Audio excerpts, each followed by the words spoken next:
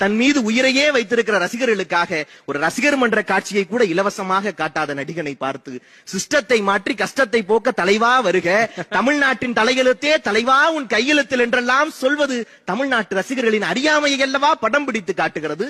நடிகர்களே, அரசியலில் உங்களின் உயரம் என்ன? தங்கள் நடிகர்களின் நடிப்பின் உயரத்தை மட்டுமே பார்த்து நடிப்பு ஒன்றே நாடாளுவதற்கான தகுதி என அறியாமையில் அவர்களை அளிக்கிற ரசிகர்களின் அறியாமை குற்றமே, குற்றமே, குற்றமே. கொள்கையற்ற தேசம், கொள்கையற்ற அரசியல் தேசத்தை நாசமாக்கும் என்பார் காந்தியடிகள். இலவசத்தை ஆதரிக்கும் தலைவர்கள் ஆதரிப்பார்கள், எதிர்க்கும் தலைவர்கள் எதிர்ப்பார்கள். தலைவர்கள் ஒருபோதும் தங்கள் கொள்கையில் சமரசம் செய்து கொள்வதில்லை. ஆனால் ஒரு நடிகர் தனது திரைப்படத்தில் இலவசத்தை எதிர்த்து நடிக்கிறார். அந்த படத்திற்கு பிரச்சனை வந்தால் பகிரங்கமாக மன்னிப்பும் கேட்கிறார். ஒரு குளிர்பான நிறுவனம் ஆண்டொன்றுக்கு இத்தனை ஆயிரம் லிட்டர் தண்ணீரை நீர்நிலைகளிலிருந்து உறிஞ்சி எடுக்கிறது என புள்ளி விவரம் பேசி புரட்சியும் செய்கிறார். அதே